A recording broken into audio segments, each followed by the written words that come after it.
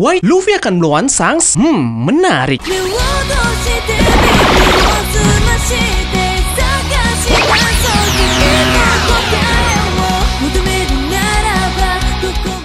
Hey, Samagon. Seperti biasa, aku ingatkan lagi ke kalian untuk mencuci tangan lebih rajin dan jangan lupa memakai masker jika kalian pergi keluar rumah, oke? Kita ikuti anjuran dari pemerintah agar wabah ini cepat berakhir. Oke, pada video kali ini kita akan membahas musuh Luffy yang akan Luffy hadapi di masa depan setelah arc Wano ini berakhir. Musuh yang akan dihadapi ini akan menjadi jalan terjal untuk Luffy menjadi Raja Bajak Laut. Kemudian, siapa sajakah mereka? Sebelum itu, aku butuh bantuan kalian untuk membangun channel ini dengan cara klik tombol subscribe di bawah, oke? Yos, mari kita mulai. Berikut ini adalah lawan yang akan dihadapi selanjutnya oleh Luffy untuk menjadi Raja Bajak Laut versi Samagon. Pak!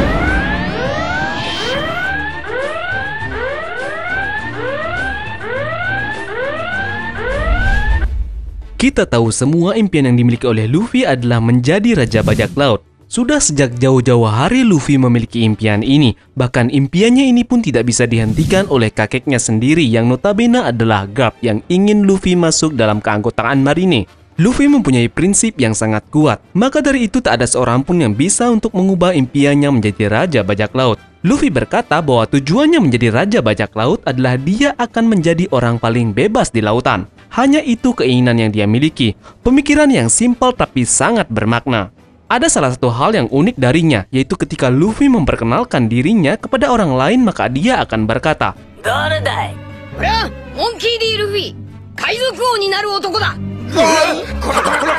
itu ia katakan tanpa terkecuali siapapun, bahkan kepada Shirohige dan Big Mom sekalipun. Betapa barbarnya kapten kita yang satu ini. Dalam mewujudkan keinginannya, Luffy pun harus menghadapi rintangan yang sangat berat untuk menjadi Raja Bajak Laut. Beberapa rintangan tersebut salah satunya adalah para musuh yang akan menjadi batu loncatan bagi Luffy untuk menemui impiannya tersebut. Nah, dari para musuh inilah juga satu persatu mengasah kemampuannya dalam bertarung. Ini juga membantunya berkembang dalam melakukan kreasi terhadap buah iblis miliknya.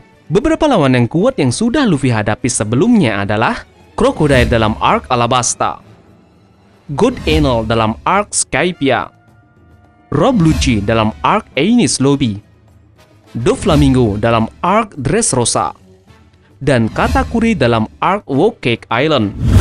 Mereka semua merupakan lawan yang sangat merepotkan bagi Luffy sebelum sampai di arc Wano Kuni ini. Dari para musuh ini juga mendapatkan pengalaman yang sangat banyak dalam bertarung. Pada video kali ini kita akan membahas kelanjutan dari musuh yang akan dihadapi Luffy setelah arc Wano Kuni ini berakhir. Setelah Luffy mengalahkan semua musuh ini, dia tak akan lama lagi bergelar menjadi Raja Bajak Laut. Oke, mari kita mulai masuk ke daftarnya.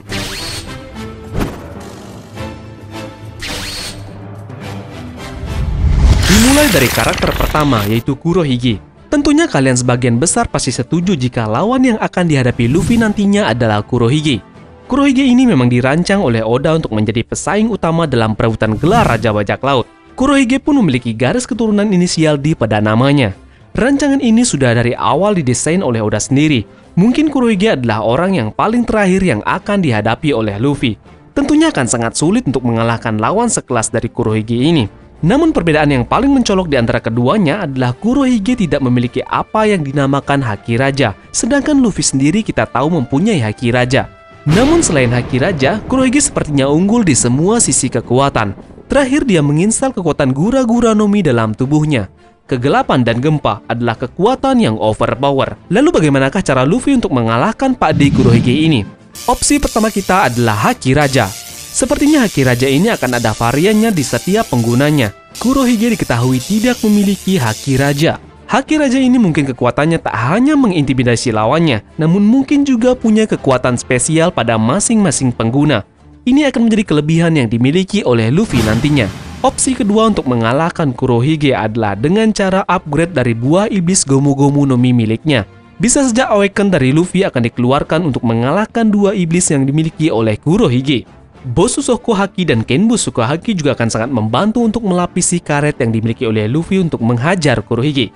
Untuk prediksi kekuatan masa depan Luffy sudah aku buatkan videonya ya. Bisa kalian cek di link pojok kanan atas atau mampir ke deskripsi, oke? Bagaimana menurut kalian? Apa kalian ada ide lain cara Luffy untuk mengalahkan Kurohige? Tulis di kolom komentar, oke? Lawan kedua yang akan dihadapi Luffy di masa depan adalah Akainu. Bagaimana? Kalian setuju? Tentu dari kalian tidak terima kan kalau Luffy tidak membalaskan dendam kakaknya sendiri yang dibunuh oleh Akainu yang bahkan dalam real di depan matanya sendiri. Akainu akan menjadi lawan utama yang diincar Luffy jika melakukan perang terhadap Marine.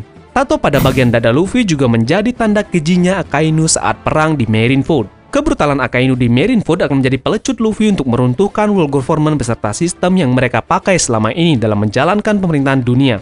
Luffy mungkin juga setidaknya harus membunuh Akainu saat perang di Marineford kedua nanti. Namun persentase itu sepertinya sangat kecil mengingat Luffy selama ini tidak pernah membunuh musuh-musuhnya yang ia hadapi selama ini. Lalu bagaimana cara Luffy mengalahkan Magma? Dia sendiri adalah karet yang notabene sangat lemah terhadap api. Kembali lagi, haki akan sangat berperan penting di sini. Mungkin yang lebih menonjol dipakai adalah Bosusuka Haki tingkat lanjut. Itu akan melapisi semua bagian Luffy ke dalam bentuk Gear 4-nya. Kita akan berharap Luffy setidaknya bisa memberi bekas luka ke Akainu nanti ya setelah Akainu kalah. Atau malah mungkin Luffy akan membunuhnya. Kalian lebih setuju yang mana nih?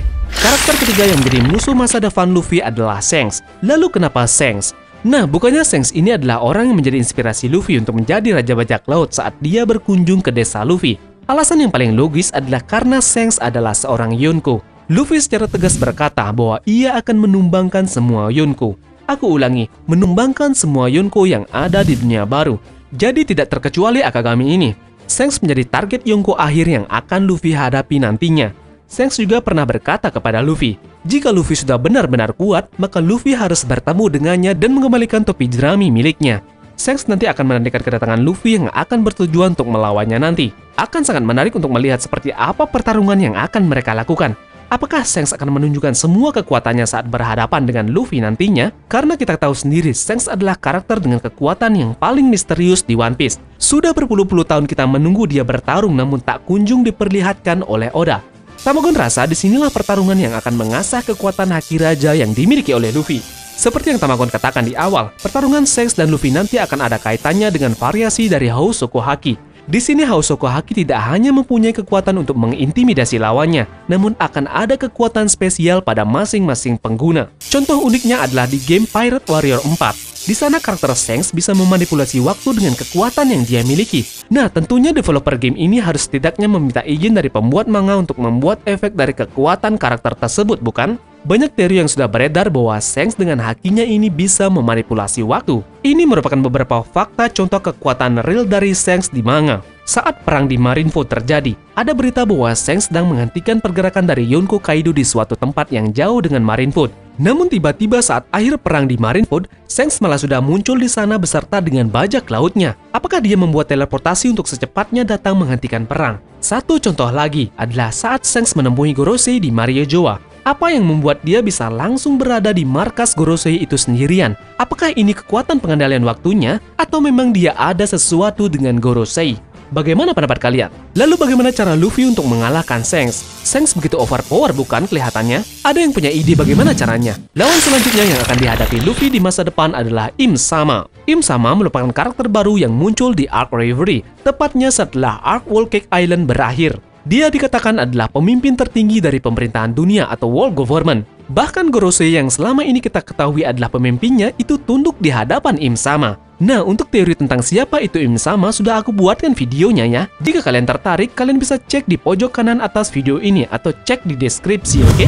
Hanya satu clue yang kita dapat bahwa ada foto dari Luffy yang dibawa oleh Im Sama dan dirobek sedemikian rupa dengan foto dari Teach. Mungkin ini menjadi clue pertanda bahwa Luffy akan berhadapan dengan Im Sama. Menurut Tamagon, Im Sama pasti erat kaitannya dengan kaum naga langit. Dia adalah pemimpin tertinggi dari pemerintahan dunia. Hubungannya dengan kaum pencipta dunia ini akan sangat lekat sepertinya. Ini sejalan dengan inisial D yang merupakan musuh alami yang dimiliki oleh para dewa. Tentunya dewa di sini merujuk kepada kaum naga langit. Mungkin topi jerami besar yang ada di depan Im Sama di Marajua ini juga mengaitkan dengan pertarungan Luffy dan Im Sama nantinya.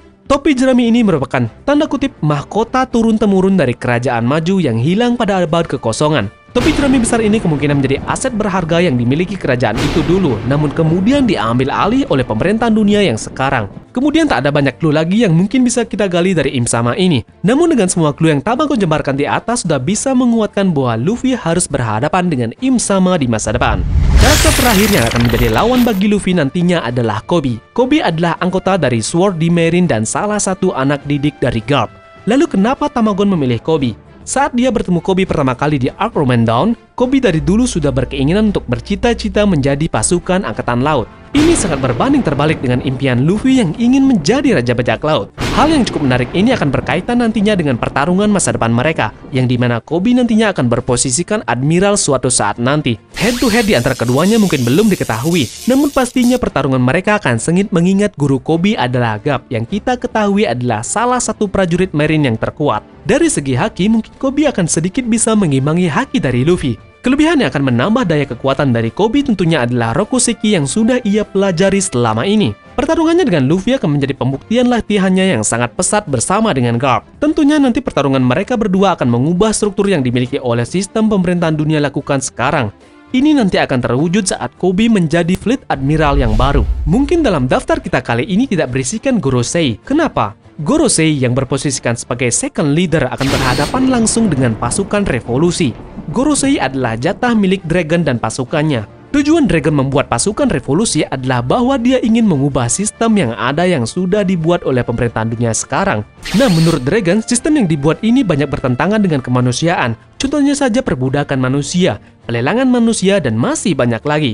Gorosei adalah salah satu pencetus sistem ini. Maka dari itu pasukan revolusi wajib berhadapan dengan kakek-kakek legend ini.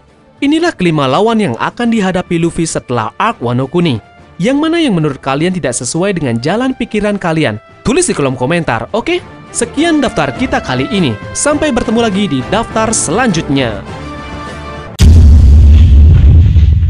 Menurut kalian, siapa lagi karakter yang akan dilawan Luffy setelah perang Wano ini usai? Satu pertanyaan lagi, adakah kekuatan baru dari Luffy yang akan muncul saat melawan musuhnya nanti? Tulis pendapat kalian di kolom komentar ya, dan jangan lupa like-nya jika kalian suka pembahasan ini.